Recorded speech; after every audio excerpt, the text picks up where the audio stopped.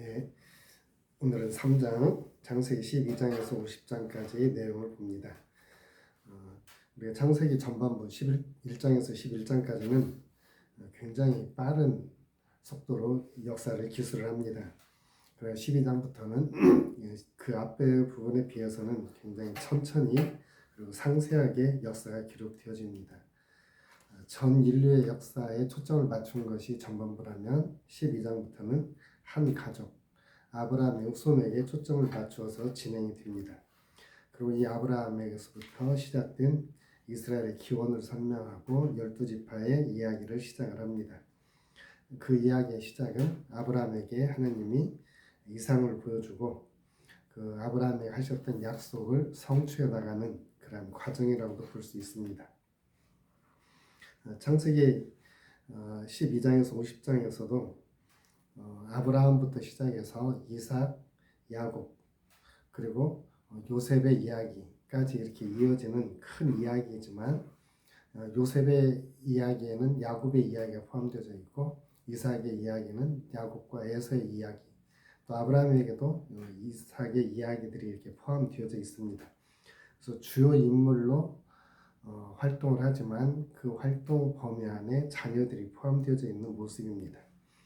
그리고 창세기에 이제 중요한 인물이 아브라함, 이삭, 야곱인데 바로 이 세 명의 족장들의 이야기, 그리고 그 이야기에는 또 비슷한 사건들이 이렇게 반복되어져 있습니다.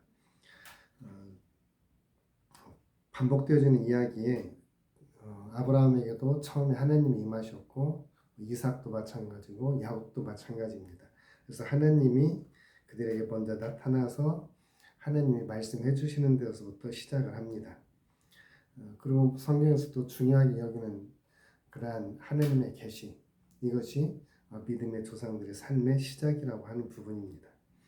그리고 또 잉태의 소식들, 그리고 결혼의 이야기, 그리고 마지막에 무덤에 붙이는 이야기, 이런 이야기들이 이 족장들의 공통점이라고 볼 수가 있습니다.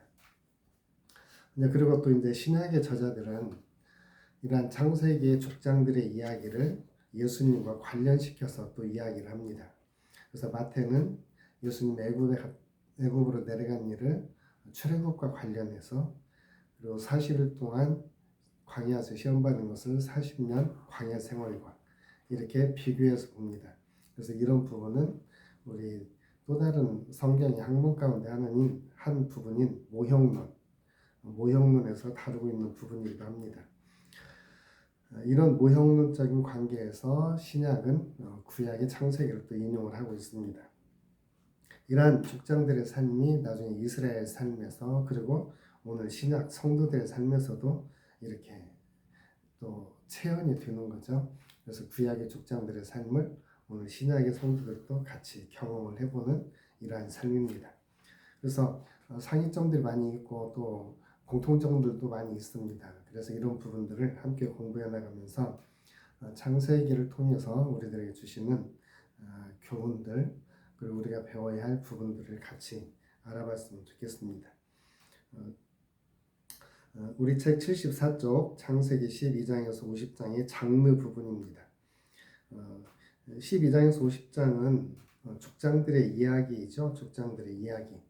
그래서 이 족장들의 이야기인데 족장들의 이야기이기 때문에 이것은 전기라고도 볼 수 있고, 우리가 모세오경을 모세의 전기라 이렇게 이야기를 했었는데 어쩌면 창세기는 모세의 전기의 서론격에 해당되어지는 그러한 부분이라고 볼 수 있고, 창세기는 출애굽기의 배경을 제시하는 그러한 부분이기도 합니다. 그래서 이 창세기 그 중간중간에 족보들이 많이 나옵니다. 그 족보들이 나오는 것은 가족들의 이야기라는 것이고 족장들의 이야기라고 하는 부분이죠. 그리고 이 족장들의 삶, 족장들이 가족 간에 부대끼면서 가족들과 함께하는 삶의 이야기, 이렇게 보면은 족장 이야기가 창세기의 장르라고도 볼 수 있는 부분이죠. 그래서 가족들이 느끼면서, 가족들이 살면서 경험하는 슬픔, 애환, 갈등, 또 탄생, 죽음, 이런 이야기들이 이 족장사에 다 나타나 있습니다. 그래서 이 족장들의 이야기 이렇게 하나의 창세기의 장르를 족장들의 이야기 이렇게도 볼 수 있습니다. 아니면 족장들의 전기 이렇게도 볼 수 있겠죠.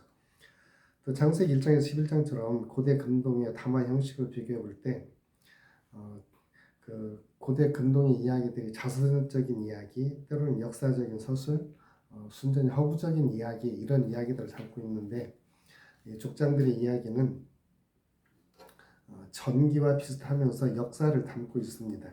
그래서 창세기의 족장들의 이야기는 역사적이지만 그 역사적인 인물을 통해서 믿음을 배우고 그 역사적인 과정을 통해서 하나님과의 관계를 이렇게 형성시키는 그러한 장르라고 볼 수가 있습니다.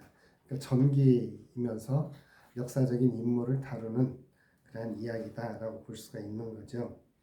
그리고 책 76쪽에 보면 깊이 탐구하기에 족장 이야기는 역사적인가? 근데 족장 이야기가 뭐 후대에 꾸며낸 이야기다 이런 이야기도 있고 또 학자들에 따라서 실제 이스라엘의 역사를 반영하는 것이다 이렇게도 이야기를 합니다.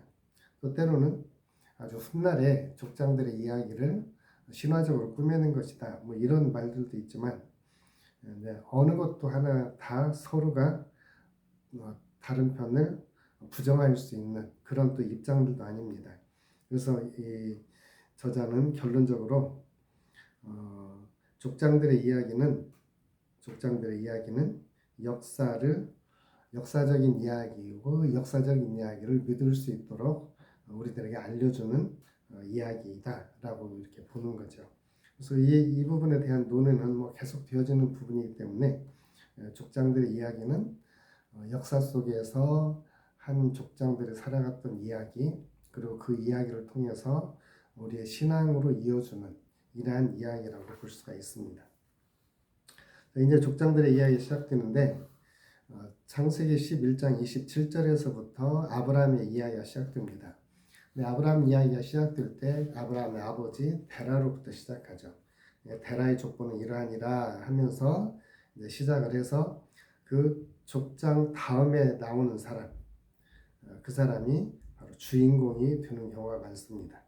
그래서 여기에서 아브라함의 아버지 데라의 족보에서 시작되어졌고 그 족보에서 핵심 인물은 바로 아브라함이라고 하는 것을 알 수가 있습니다. 그래서 이 아브라함은 창세기에서 중요한 인물이기도 합니다. 그리고 또 이 아브라함 이야기는 이제 홍수 이후에 하나님이 다시 인간의 역사에 개입하시는 그러한 모습이라고도 볼 수가 있습니다. 우리 책 그 78쪽 중간쯤 보면 확대 카이즘 구조라고 하는 단어가 있습니다. 확대 카이즘 구조.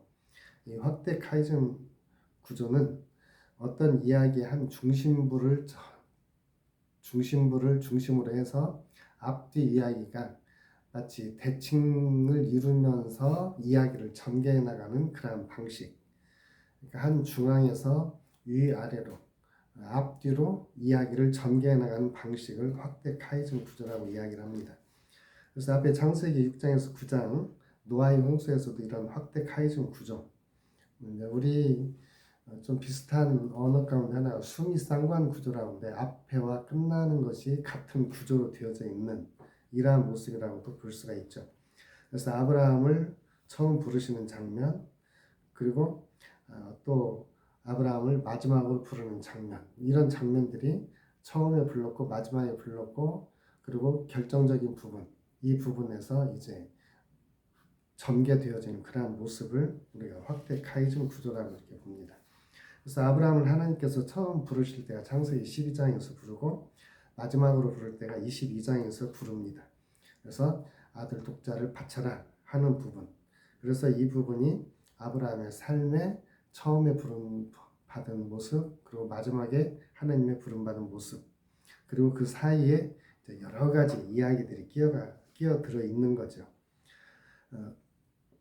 이제 아브라함이 그 78쪽 밑에서 두 번째 줄을 보면 조카 롯, 자녀가 없는 아내 사레, 그리고 아브라함의 가족 배경을 언급한 후에 이 하나님은 아브라함에게 고향, 친척, 아버지의 그 떠나 장차 기업으로 물려받을 땅으로 가라고 부릅니다.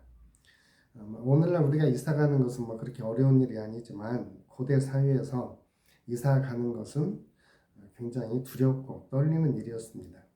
가족을 떠나고 고향을 떠나는 것은 그의 보호를 약속받지 못하는 것과 같습니다. 지금도 이렇게 시족 사이에 가서 그 귀농하는 사람들이 시족 사이로 들어갔을 때 자자 유천한 마을에 가서 적응하는 게 쉽지 않죠. 그렇듯이 이 고대 사회에서도 그 자기가 살던 곳을 떠나서 다른 곳에 가서 사는 것은 굉장한 모험이었습니다. 아브라함이 이렇게 떠날 수 있었던 것은 바로 하나님의 명령을 따라서 나갔다고 하는 모습이고, 그리고 이 아브라함에게 주었던 약속들은 창세기에서 아담에게 주셨던 약속, 노아에게 주셨던 약속, 이것을 더 구체화시키는 그러한 약속이라고 볼 수 있습니다. 그래서 이런 약속들을 하나님께서 하신 말씀이 처음에 있던 말씀보다 점점 더 구체적으로 이렇게 하나님의 말씀이 분명하게 주어지죠. 이런 걸 이제 우리가 계시의 점진성 이런 단어도 사용합니다. 그래서 하나님이 아담에게 주셨던 명령, 하나님이 노아에게 주셨던 명령, 그 명령이 좀 더 구체화되어진 것이 아브라함에게 주신 명령입니다. 이런 명령을 통해서 하나님은 하나님의 약속을 점점 이루어 가시는 거죠. 그리고 그 약속이 나중에 야곱에 가서 70명의 자녀로 불어나는 이러한 약속의 성취이라고 볼 수 있습니다. 여하튼 이 아브라함을 불러서도 계속 하나님은 아브라함에게 그 약속을 계속해서 확인해 주고 있습니다.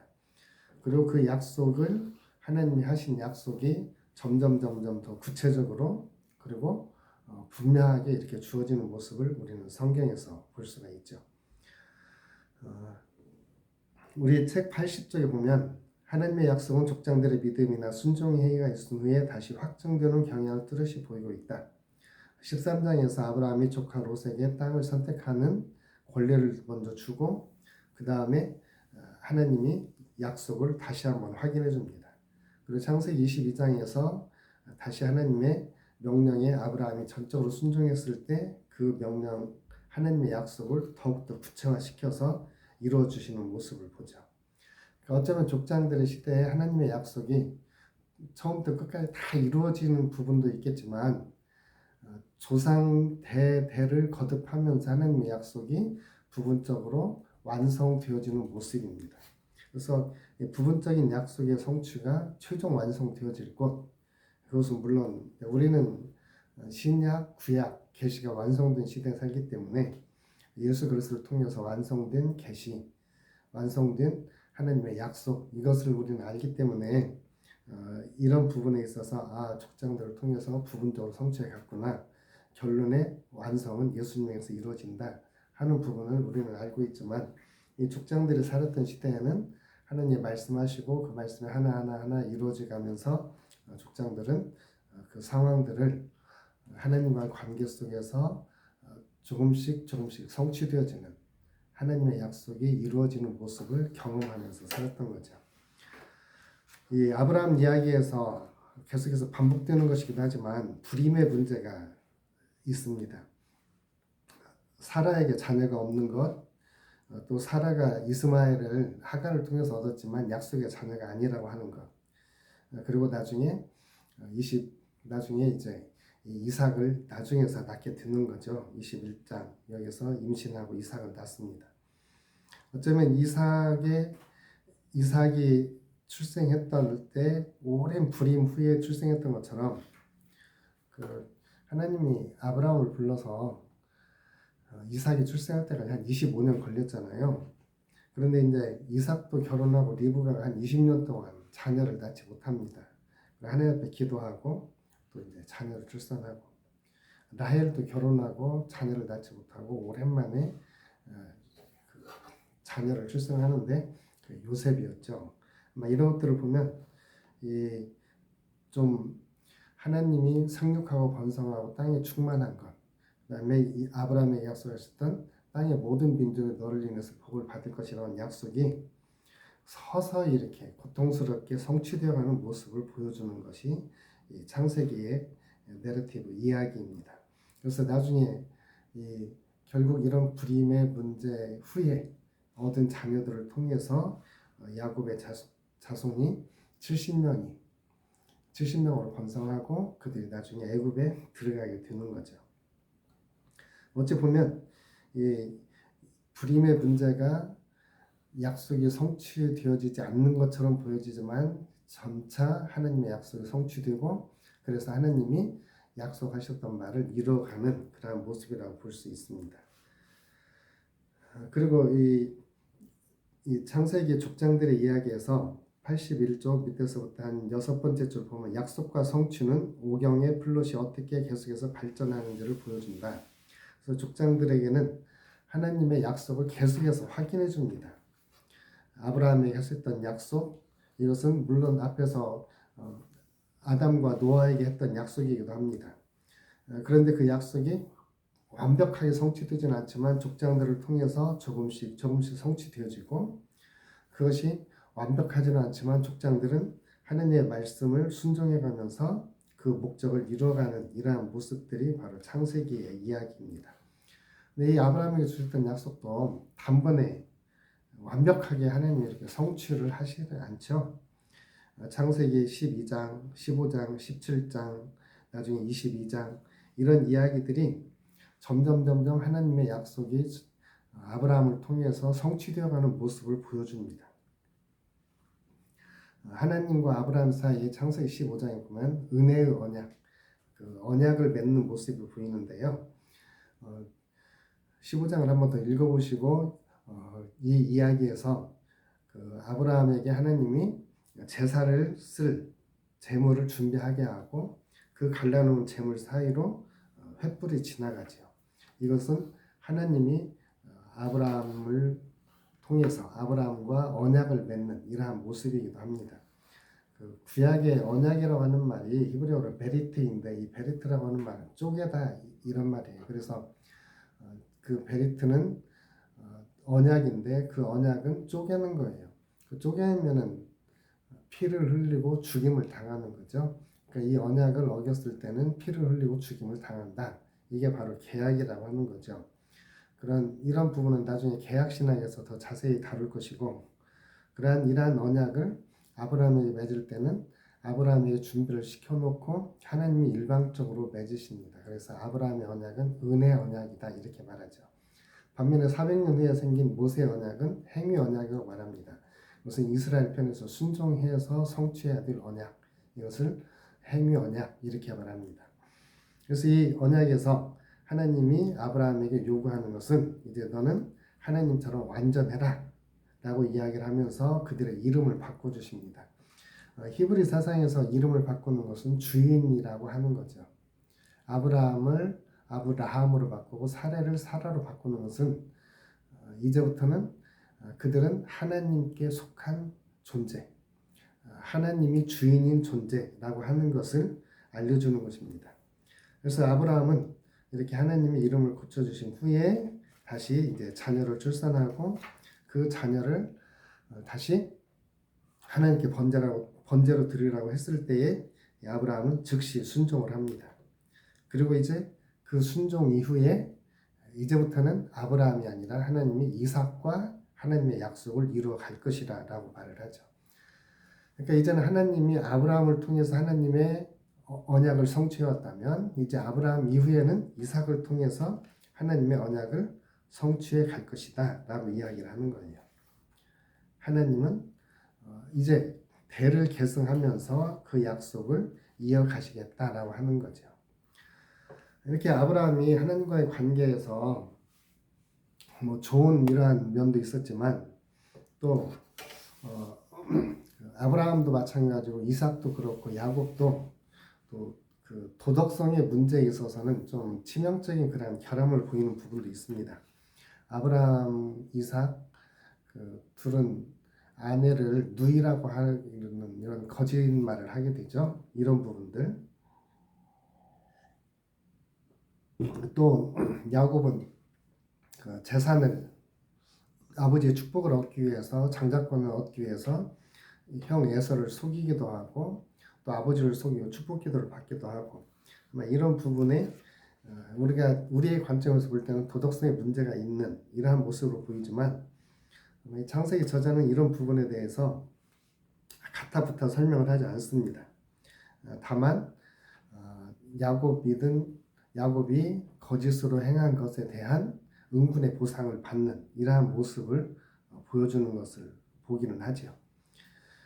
그리고 이제 마지막에 아브라함의 이야기는 사례를 장사하기 위해서 막벨라굴을 사고 이것이 이제 하나님이 아브라함에게 약속하신 것이 이제 두 번째 약속이 이루어진 거죠. 하나님이 자손을 주고 땅을 주겠다고 했는데 이제 땅을 주시는 것에 대한 약속은 이 막벨라 굴을 얻은 것 이것이 바로 약속의 성취라고 봅니다. 그러니까 어찌 보면은 자녀 이삭을 출생했어요. 이것도 자손을 주겠다는 약속의 성취. 그리고 동서남북을 바라보고 모든 땅들을 다 줄 것이다 했는데 그 땅을 주시는 것에 대한 부분적인 성취로 막벨라 굴 이것을 주게 된 거죠. 이란 아브라함을 통해서 하나님의 약속이 성취되어지는 모습, 이 모습이 이제 다음 이삭 시대는 어떻게 더 성취가 되어지는가, 이제 이것을 우리는 또 보게 될 것입니다. 이제 그 사이에 끼어들어가 있는 것이 이스마엘의 족보입니다. 아브라함의 여종 하갈을 통해서 난 아들 이스마엘의 족보. 이스마엘의 족보는 이스라엘에서는 무시하기가 쉽겠지만 아라비아 지역에 거주하는 이스마엘의 12지파 이것에 대해서 그도 아브라함의 후손이기 때문에 하나님이 복을 주신 것 이렇게 이야기를 합니다. 그래서 하나님은 아브라함의 후손들에게 이삭은 물론이고 이스마엘까지도 하나님은 복을 주셨다라고 하는 부분입니다. 여기에 이스마엘의 족보가 마치 샌드위치처럼 끼어 들어가 있습니다. 이제 그러고 나서 우리 책 88쪽에 있는 야곱과 에서의 이야기. 물론 여기에서 이제 핵심적인 인물은 이삭입니다. 이삭의 시대에 일어난 일인데 그 이삭의 시대에 야곱과 에서 이야기가 주 이야기를 다룹니다. 물론 시대적으로는 아브라함 시대에도 이삭은 계속 존재해 왔었죠. 이삭은 계속해서 존재해 왔습니다. 그리고 그 이삭이 아버지가 아브라함이 죽은 후에 이삭의 이야기에 야곱과 에서 이야기가 주된 이야기를 다루고 있는 거죠. 야곱과 에서의 이야기는 창세기의 거의 중심부, 그리고 이 쌍둥이들의 출생, 갈등, 그 다음에 도망하는 사건, 또 야곱의 결혼, 그리고 12아들의 출생, 그리고 이제 가나안 땅으로 돌아오는, 그리고 마지막으로 애굽으로 들어가는 이야기들이 이 야곱과 에서의 이야기에 다 들어가 있습니다.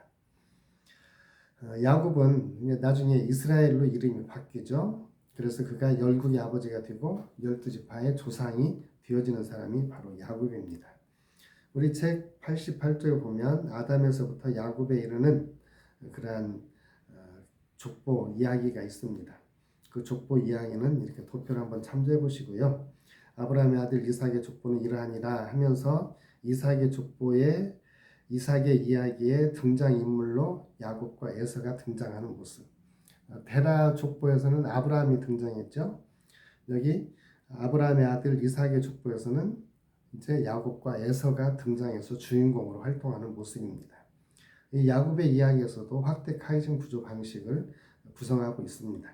89쪽에 야곱 이야기의 구조, 그래서 A, B, C, D, F, G, F-E, D-C, B-A 이렇게 해서 야곱의 이야기가 종결되어지는 모습을 봅니다.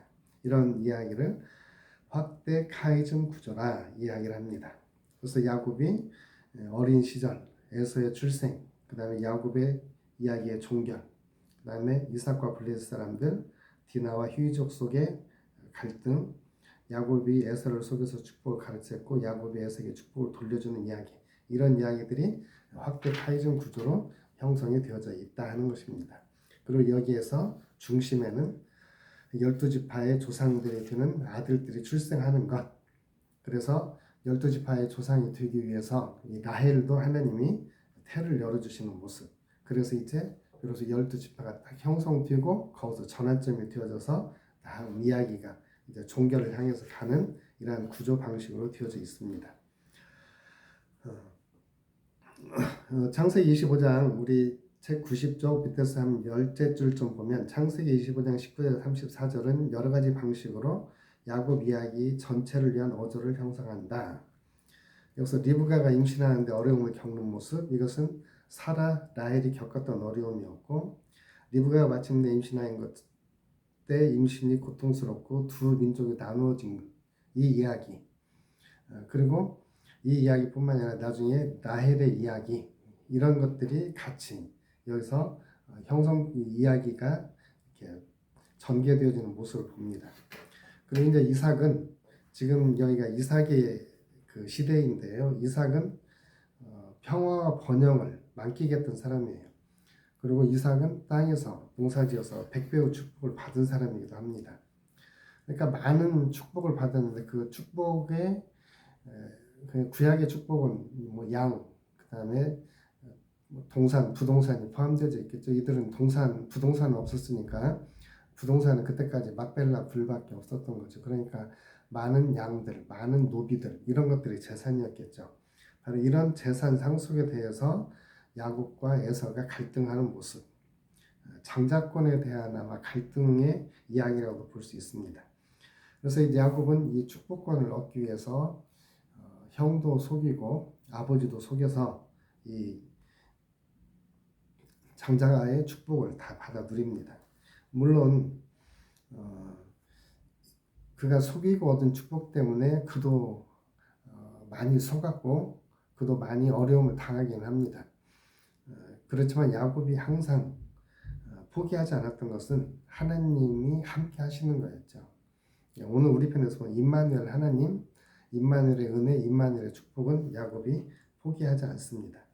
그래서 이제 야곱이 처음에 에서의 분노를 피해서 도망가지만 나중에 그가 다시 귀환할 때 도망갈 때도 하나님이 함께 하시고 그가 다시 귀환할 때도 하나님이 함께 하십니다. 그래서 하나님이 함께 하심으로써 이 야곱의 일생 하나님이 함께 하시는 이야기, 이 이야기를 이 창세기는 전개를 하고 있습니다. 그래서 이삼촌 집으로 도망가서 일자리를 얻고 그 다음에 라헬에게서 아들을 얻고 그리고 나중에 또 뭐 우여곡절 끝에 그 장인 라반을 속이고 귀환을 합니다. 그래서 라반과 계약을 맺고 가나안 땅에 귀환을 하는데 야곱이 풀어야 될 문제는 또 하나 에서의 문제죠. 에서의 문제. 하나님이 그와 함께 동행하는 삶이었고 그를 마하나에 하나님이 함께하는 군대라고 이렇게 했음에도 불구하고 에서와의 갈등은 해결이 되지 않습니다. 그런데 그 갈등이 해결되었던 곳이 창세기 32장 이 야복강의 사건이죠. 야복강의 사건. 야복강의 사건은 어느 사람과 야곱이 씨름을 하고 물론 그 앞뒤 이야기들은 있습니다. 모든 식소를 다 야복강을 건너게 하고 자기만 건너지 않은 채로 거기서 기도를 하죠. 기도할 때 그때 어떤 사람과 씨름을 하면서 얻은 이름 이게 이스라엘이라고 하는 이름인데 이 이스라엘이라고 하는 이 이름을 얻은 사건이기도 하고 이스라엘이라고 하는 이름을 얻은 후에 야곱이 얻은 것은 다리 아마 오늘 우리로 보면 대퇴골 골절 절름발이가 되었고 그리고 이 야곱이 여기서 변한 것은 더 이상 속이는 자가 아니라 하나님과 더불어 승리하는 자가 되었다고 하는 거죠. 야곱이라는 이름에서 이스라엘이라고 하는 이름. 그래서 이제 앞으로 그 창세기가 이야기에 전개될 때 믿음의 사람으로 등장할 때는 이스라엘이라는 이름을 쓰고 인간적인 모습을 표현할 때는 야곱이라고 하는 이름으로 계속해서 씁니다. 그리고 그 야복강 사건 이후에 야곱은 형 에서와 완전히 화해하는 모습입니다. 그리고 에서도 그 사건 이후에 처음에 출발할 때는 야곱을 대적하기 위해서 출발했지만 에서도 마음이 변해서 이 둘이 화해하는 모습.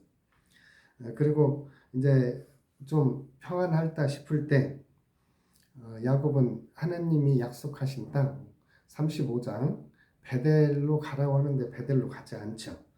그 어간에 창세기 34장 디나가 강간당하는 사건이 일어나게 되고 아들들이 복수를 하게 되고 그 복수를 통해서 야곱은 불안을 느낄 때 하나님이 다시 나타나서 그에게 가라고 하죠. 그래서 창세기 35장의 이야기입니다. 이제 그리고 거기 36장에서 37장 1절 사이에 에서의 족보가 끼어들어갑니다. 그래서 이 에서의 족보가 여기에 끼어들어간 이유를 학자들은 다윗 시대 때 에돔이 이스라엘 병합되었을 때 여기에 끼어들어갔을 것이다 라고 이야기를 하는 거죠. 그런데 어찌되었든 이 창세기 저자는 여기서 짧게 이 에서 족보의 이야기를 여기다 끼워 넣습니다. 자, 이제 그리고 96쪽 창세기 37장 2절에서 50장 26절 여기에서 요셉과 형제들의 이야기인데 여전히 여기는 야곱의 시대입니다. 야곱의 시대이지만 그 아들들의 주요 활동을 다룬 모습을 여기서 봅니다. 그래서 야곱의 족보라고 이야기를 하지만 이 족보에서는 요셉의 이야기가 주 이야기를 이루고 있습니다. 그 요셉 이야기에서도 요셉 애굽에 팔리고 다말과 유다 사건이 사파처럼 끼어 들어가 있고 그 후에 확대 카이즘 구조로 또 되어져 있습니다. 그래서 이 하나님의 약속이 이제 요셉을 통해서 어떻게 성취되어져 가는가 하는 부분을 또 이야기를 하고 있습니다. 그러니까 땅의 모든 족속이 아브라함을 통해서 복을 받을 것이라고 했던 것을 이제 땅의 모든 족속들이 요셉을 통해서 굶어 죽지 않고 살아남게 하는 것이죠. 이것이 바로 아브라함이 했던 약속의 성취다라고 보는 거예요. 물론 완전한 성취가 아니라 부분적인 성취로서. 그래서 이제 우리는 모형론에서 요셉은 예수님의 완전한 모형이다 이렇게 이야기할 수 있는 거죠. 요셉을 통해서 가족들이 구원받고 세계 사람들이 구원받은 것처럼 예수 그리스도를 통해서 모든 열방이 구원을 받는 이러한 모습, 이것이 우리들에게 보여주고 있는 약속의 성취이기도 합니다. 또 이제 여기에서 그 족장들의 이야기에서 보면 그 아브라함도 그렇고 이삭도 그렇고요. 또 야곱의 자녀들도 그렇고 이 형제 갈등이 굉장히 표현되죠. 아브라함에게 두 아들이 있죠. 둘 다 이시입니다. 이스마엘하고 이삭. 이 두 사이에도 갈등이 있었죠. 또 이삭의 두 아들 야곱과 에서의 갈등도 있었고 또 야곱도 그 12 형제 아들의 갈등. 그 갈등 때문에 이제 요셉이 팔려가는 거죠. 요셉이 팔려가는 것. 그리고 이제 또 이 가족들의 그러한 갈등 그리고 그 가족들의 이야기에 또 끼어드는 것이 하나님의 신탁입니다. 그래서 하나님의 신탁이 리브가에게도 있었죠. 그래서 야곱하고 에서 큰 자가 작은 자를 섬기리라 이게 신탁이었고 또 요셉도 꿈을 계속해서 꿉니다. 요셉의 꿈의 특징은 2번씩 거듭 꾸는 거랍니다. 저도 이거 공부하면서 처음 알았습니다. 요셉의 꿈은 항상 2번씩 거듭해서 꿉니다. 요셉이 가족들이 겪어야 될 일을 쌍으로 꾸었고 감옥에 갇혔을 때도 2가지 꿈을 꾸었고 바로도 2가지 꿈을 꿉니다. 그래서 하나님이 하실 일을 나타내는 것이다 라고 하는 부분이에요. 책 98쪽 중간 단락은 한번 읽어보십시오. 중간 단락은 한번 읽어보시면서 이들의 이야기가 어떻게 이제 앞으로 전개될 것인가 하는 부분이에요. 이 창세기의 이야기가 전개되면서 갑자기 끼어드는 사파가 하나 있습니다. 그게 유다 이야기입니다. 유다가 가나안 여인과 결혼을 했고 세 자녀를 낳았는데 전부 다 가나안 방식으로 살아갑니다. 가나안 방식으로 살다가 장자와 차자가 죽고 나중에 셋째 아들이 남았을 때 다말을 집으로 보내서 셋째 아들이 장성할 때까지 기다리라고 이야기를 하죠. 그 사이에 셀라가 장성을 했어도 주지 않았자 다말이 시아버지를 이렇게 속여서 잉태하게 되고 그런 이야기들이 여기에 끼어 들어가 있습니다. 이제 이 유다가 이 사건을 계기로 해서 다말과의 사건을 계기로 해서 유다가 회개하는 모습을 보여줍니다. 그리고 그 회개가 결정적으로 이루어지는 모습이 나중에 요셉 앞에서의 변론이죠. 이러한 모습들이 이제 이 창세기 이야기를 계속해서 전개해 나갑니다. 그래서 나중에 이 창세기 이야기에서 하나씩 이야기가 전개될 때 그때마다 이제 요셉이 핵심 인물로 등장을 합니다. 39장은 요셉이 애굽에서의 삶. 요셉이 애굽에서의 삶에서 가장 특징은 하나님이 함께 하셨다라는 거죠. 팔려갔을 때, 그 다음에 감옥에 갇혔을 때, 그때 하나님이 함께 하셨다라고 이야기를 합니다. 그리고 하나님이 함께 하셨기 때문에 요셉은 형통의 길을 걸을 수 있었다. 이렇게 형통의 길을 겪고 최종 형통의 자리는 애굽의 총리 자리였고 그 총리 자리에 있을 때 요셉은 나중에 하나님의 섭리를 깨닫죠. 그래서 우리가 50대 20이라고 하는 창세기 50장 20절 50대 20 이것은 굉장히 중요한 그러한 인간관계에서 중요하고 구원관계에서 중요한 이야기.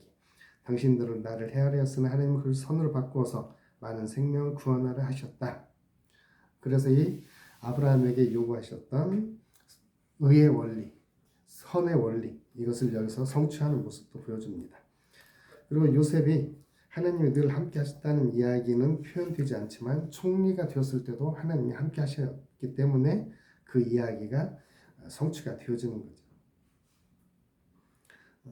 그리고 이제 마지막에 우리가 요셉의 이야기는 이제 알잖아요. 요셉의 이야기는 아는데 거기서 이제 야곱이 베냐민만 남겨놓고 다른 아들들을 보내고 다시 요셉은 자기 형인 걸 알고 베냐민을 데려오라고 하고 시몬을 결박시켜 놨다가 나중에 모든 가족들이 다시 애굽으로 내려오게 하는 그런 통로가 되게 하는 이야기가 창세기 이야기에서 요셉 이야기에서 전개가 되어집니다. 그렇게 해서 모든 가족들이 애굽으로 이사를 하죠. 애굽으로 이사할 때 야곱은 하나님의 신탁을 받은 후에 이사를 합니다. 신탁이 있은 후에 이제 이들이 애굽에 정착을 하고 요셉의 중개를 통해서 고센 땅에 이들이 거주를 하게 됩니다. 그리고 이제 마지막으로 창세기 48장과 50장은 야곱의 유언과 야곱의 축복의 이야기가 담겨져 있습니다. 이제 아버지가 죽을 것이라고 하는 것을 알고 이 요셉은 자기의 두 아들 에브라임과 므낫세를 데리고 갑니다.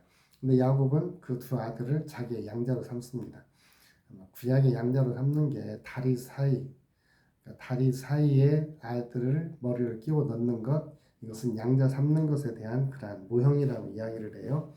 그래서 야곱이 두 아들을 다리 사이에 놓고 축복함으로써 이제 양자로 삼고 그 아들들 에브라임과 므낫세의 자녀들이 요셉의 자녀가 되어지는 이런 모습을 이제 이야기를 합니다.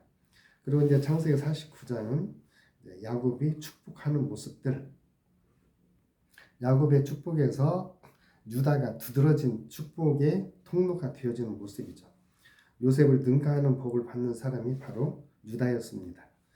그리고 이제 유다가 앞으로 창세기 이후에 전개되어진 이야기에서 유다가 어떤 자리를 차지하고 어떤 핵심적인 위치를 차지할 것인가를 보여주는 것이 바로 이 유다의 이야기입니다. 그래서 왕권을 축복을 해주죠. 유다에게 왕권을. 그래서 모든 나라들이 유다에게 굴복할 것. 이것은 나중에 장차 그 다윗 시대 때 이제 이것이 성취되잖아요. 그리고 마지막으로 창세기 50장에서는 야곱을 조상들의 묘실에 장사 지내는 모습으로 창세기에 말을 내립니다. 형들은 아직도 요셉과의 그 서운했던 점들이 해결이 안 됐던 것 같아요. 그런데 마지막 50대 20 원리 야곱의 아들 요셉이 형제들을 유다의 그 12형제들을 다 용서하는 모습들, 이 모습이 정말 우리의 감동적이죠. 물론 그 앞에 유다의 감동적인 그러한 이야기도 있었습니다. 그 유다의 감동적인 이야기 때문에 요셉이 마음을 바꿔서 자신의 정체를 드러내죠. 그리고 그들이 그 결과 애굽으로 이주하게 되었고 야곱이 애굽으로 이주한 후에 이제 야곱이 죽은 후에 요셉은 자기 형제들을 다시 돌볼 것을 여기서 맹세를 하고 그리고 그들이 이제 애굽으로 들어갔기 때문에 이제 다시 애굽에서 빠져나가야 할 것을 요셉은 이야기를 합니다. 그래서 너희들이 나갈 때 내 유고를 짊어지고 나가라. 이렇게 함으로써 이 이스라엘의 12지파는 애굽 땅이 그들이 살 땅이 아니라 하나님의 약속의 땅으로 돌아가야 한다는 그 여운을 남기면서 창세기는 마칩니다.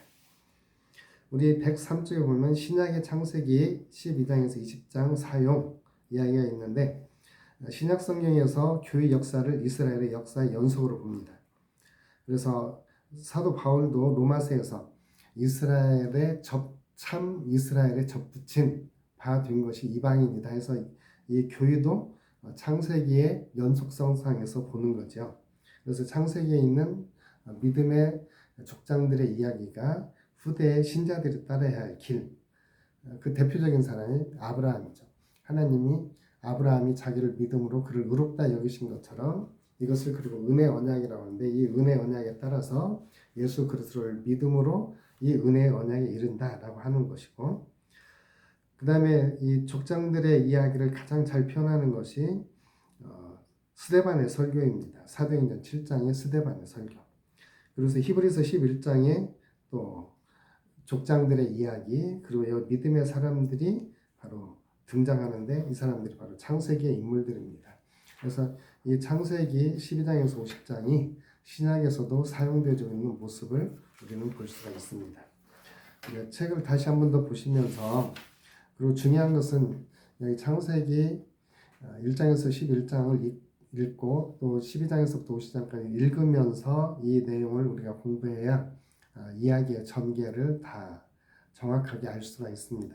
성경을 함께 읽으시고 이 책을 함께 공부하시면 창세기의 중요한 이야기들, 그리고 창세기를 통해서 우리들에게 보여주는 것을 우리는 충분히 알 수 있으라고 생각이 듭니다.